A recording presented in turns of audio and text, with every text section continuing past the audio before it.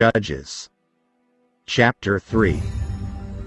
Now these are the nations which the Lord left, that he might test Israel by them, that is, all who had not known any of the wars in Canaan. This was only so that the generations of the children of Israel might be taught to know war, at least those who had not formerly known it.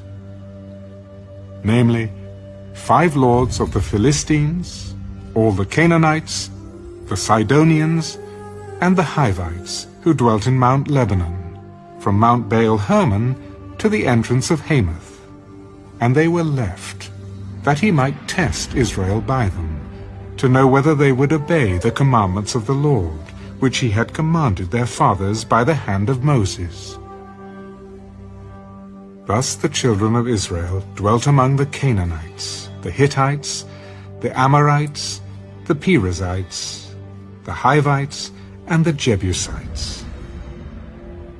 And they took their daughters to be their wives, and gave their daughters to their sons, and they served their gods. So the children of Israel did evil in the sight of the Lord.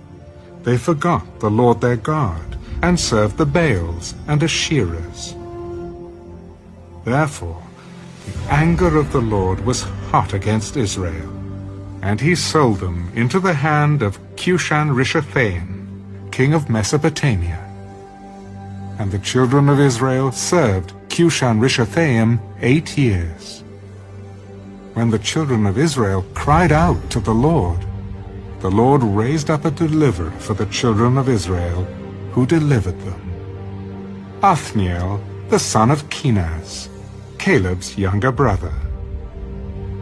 The Spirit of the Lord came upon him, and he judged Israel. He went out to war, and the Lord delivered Cushan-Rishathaim, king of Mesopotamia, into his hand, and his hand prevailed over Cushan-Rishathaim.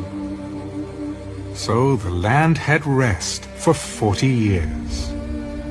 Then Othniel, the son of Kenaz, died. And the children of Israel again did evil in the sight of the Lord.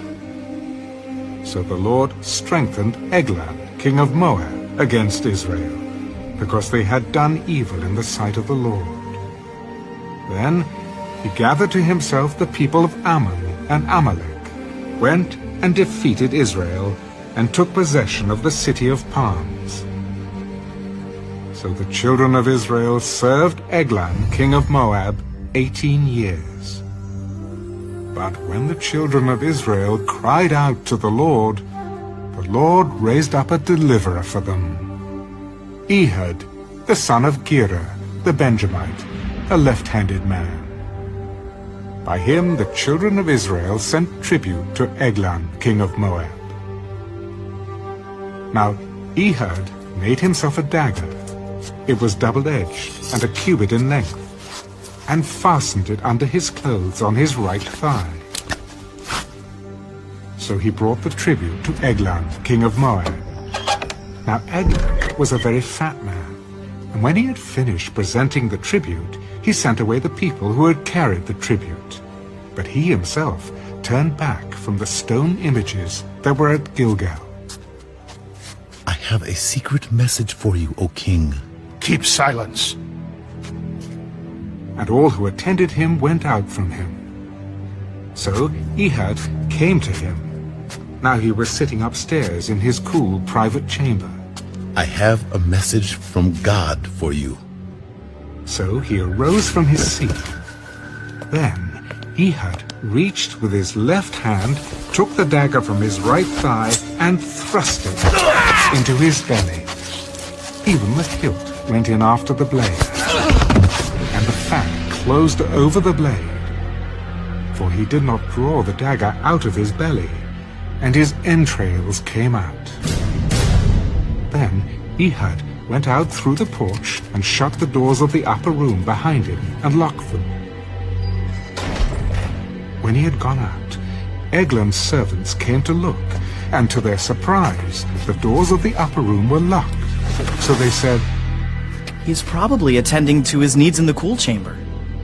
So they waited till they were embarrassed, and still he had not opened the doors of the upper room.